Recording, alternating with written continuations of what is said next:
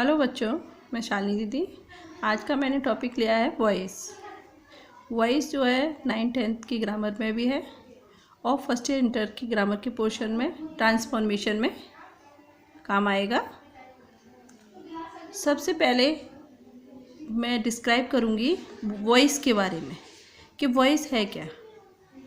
Voice जो है verb की ऐसी फॉर्म होती है जो हमें ये रिप्रेजेंट करती है कि सब्जेक्ट किस तरीके से काम कर रहा है या फिर ऑब्जेक्ट को हम कितनी प्रधानता दे रहे हैं। इसी बेसिस पर ये जो वॉइस है, इसी बेसिस पर हम वॉइस को दो भागों में बांटते हैं। पहला क्या है, एक्टिव वॉइस, और दूसरा है पैसिव वॉइस। अब इन दोनों में अंतर क्या है, इन दोनों के अंतर को मैं एग्जाम्पल के थ्रू बताती हूँ। जैसे मोहन राइट्स ए लेटर, और इसका अगर पैसिव बनेगा तो होगा a letter is written by Mohan. अब हम ये देखते हैं कि जो एक्टिव वॉइस है इसमें और पैसिव वॉइस में अंतर क्या है। अंतर है सब्जेक्ट का और ऑब्जेक्ट का।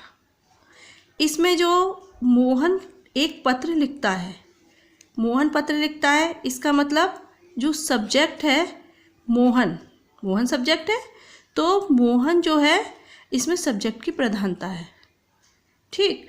और इसमें एक पत्र लिखा जाता है मोहन के द्वारा। इसमें जो फोर्स किया जा रहा है, फोकस किया जा रहा है, वो किस पे किया जा रहा है, ए लेटर पर। तो इसका मतलब ये ऑब्जेक्ट की प्रधानता है। अब इसी को समझने के लिए एक्टिव से पैसिव में हम किस तरह से कन्वर्ट करते हैं, उसके लिए मैं कुछ रूल्स लेके आई हूँ। तो मैं इसके रूल्स तुम्हें बताती हूँ, उसको थोड़ा नोट भी करना, पहले मैं समझाती हूँ इसके लिए। तो इस तरह से ये जो है एक्टिव से पैसिव में चेंज करने के लिए कुछ रूल्स हैं। वैसे ये 4 रूल्स अगर हम फॉलो कर लेते हैं तो हमें बहुत अच्छे से आ जाएंगे। फर्स्ट है, ऑब्जेक्ट को सब्जेक्ट के स्थान पर प्रयोग करते हैं। सबसे पहले हम ऑब्जेक्ट को सब्जेक्ट के स्थान पर प्रयोग करेंगे। और दूसरा जो रूल्स होगा, न्यू हमारा सब्जेक्ट होगा, जो नए सब्जेक्ट होगा, उसी के अनुसार पैसिव वॉइस की हेल्पिंग वर्ब का प्रयोग करते हैं। थर्ड है, वर्ब की थर्ड फॉर्म का प्रयोग करते हैं। जो थर्ड फॉर्म है, कोई सा भी पैसिव वॉइस हो, चाहे सिंपल सेंटेंस का हो, इम्परेटिव का हो या इंटेरोगेटिव का हो, सभी में थर्ड फॉर्म का ही प्रयोग किया जाता है। नेक्स्ट है, सब्जेक्ट को ऑब्जेक्ट के स्थान पर लाते हैं। पहला क्या था, ऑब्जेक्ट को सब्जेक्ट के स्थान पर लाते हैं। लास्ट है, सब्जेक्ट को ऑब्जेक्ट के स्थान पर लाते हैं, मीन्स इधर से उधर करना होगा हमें, तथा इससे पहले बाई का प्रयोग करते हैं। आगे के लिए मैं इसका एग्जाम्पल के थ्रू तुम्हें और समझाऊंगी। इसके बाद हमें जो पैसिव वॉइस की हेल्पिंग वर्ब है, थोड़े इसके बारे में भी हमें जानना ज़रूरी है। इसलिए पैसिव वॉइस की जो हेल्पिंग वर्ब है, थोड़ा मैं उसके बारे में बताती हूँ।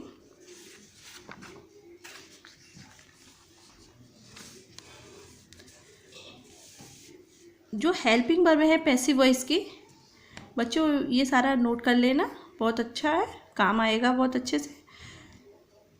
ये जो हेल्पिंग वर्ब्स हैं ये टेंस के अकॉर्डिंग होती हैं। अब जैसे प्रेजेंट इंडेफिनिट की जो होगी वो होगी इज, आर, एम। इसे बनाने से पहले हमें टेंस का भी ज्ञान होना ज़रूरी है। अगर हमसे टेंस नहीं आएंगे तो हमसे पैसिव वॉइस में कन्वर्ट करने में बहुत दिक्कत आएगी। इसलिए इससे पहले हमें जो टेंस है हमें उसका ज्ञान पूरी तरह से होना चाहिए, आइडेंटिफिकेशन होना चाहिए उसका, तभी हम अच्छे से बदल सकते हैं।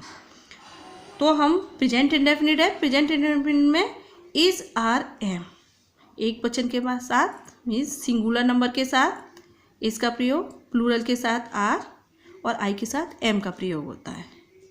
उसी तरह से पास्ट इंडेफिनिट टेंस में वाज या वर, सिंगुलर के साथ वाज और प्लूरल के साथ वर।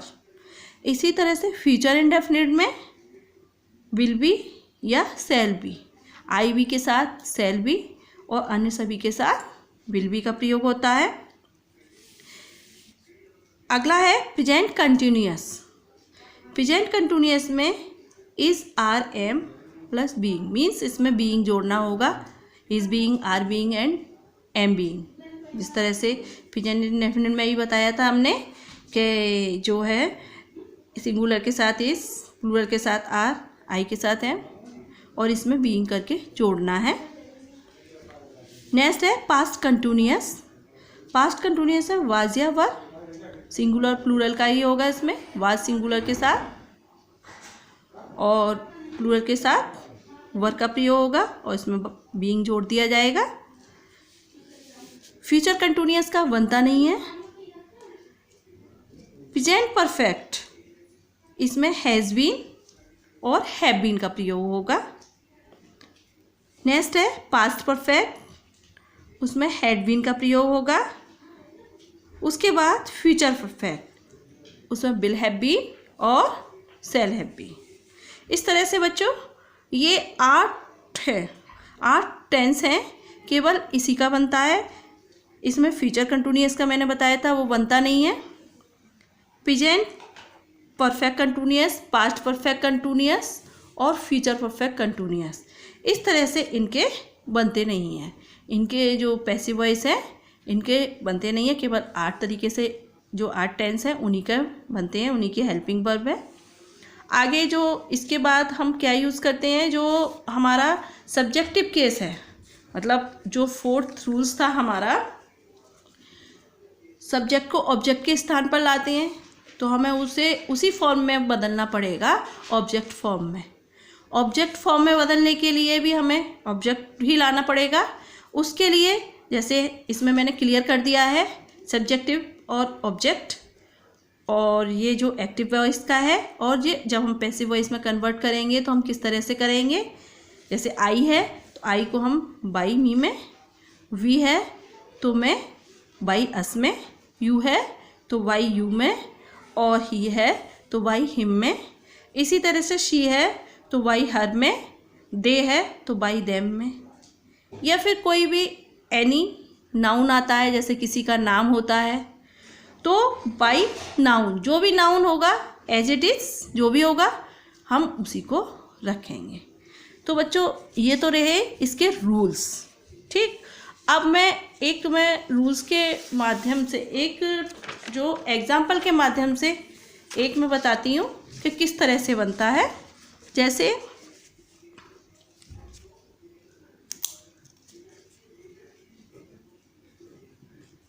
he is writing a letter। अब ये जब हम बनाएंगे तो इससे पहले, सबसे पहले हमें आइडेंटिफिकेशन की ज़रूरत पड़ेगी। ये जो हम देखेंगे ये हमारा टेंस कौन सा है, तो हमें क्लियर लग रहा है ing लगी हुई है, तो ये कौन सा टेंस होगा, कंटिन्यूअस होगा। अब हम वही रूल्स को फॉलो करेंगे जो मैंने सेकंड पेपर में बताए थे।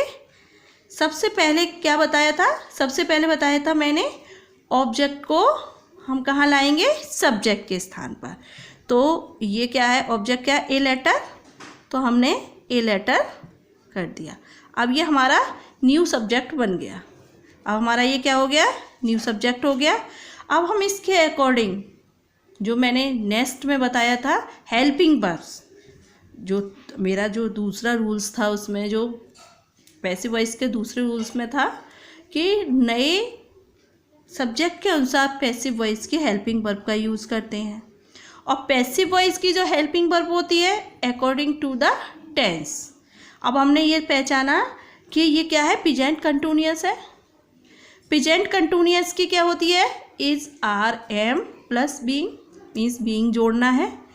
तो इसमें हम क्या लगाएंगे, इज बीइंग, क्योंकि ये हमें नए सब्जेक्ट के अकॉर्डिंग, इसका मतलब नया सब्जेक्ट हमारा सिंगुलर नंबर है, तो हम यहाँ क्या लगाएंगे, इज बीइंग। ओके, उसके बाद थर्ड रूल्स हमारा आता है वर्ब की थर्ड फॉर्म का प्रयोग करते हैं। अब वर्ब हमारी क्या है? राइटिंग। राइटिंग की थर्ड फॉर्म क्या होती है? रिटन। तो हमारी रिटन। अब नेक्स्ट रूल्स है, फोर्थ लास्ट रूल्स जो है, सब्जेक्ट को ऑब्जेक्ट के स्थान पर लाते हैं। ठीक, उससे पहले बाई का प्रयोग करते हैं।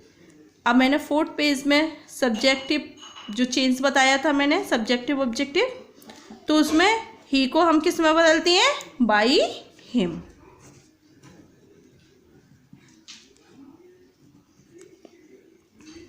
इस तरह से ये कंप्लीट हुआ। तो मुझे उम्मीद है बच्चों आप लोगों को अच्छे से समझ में आया होगा। ओके।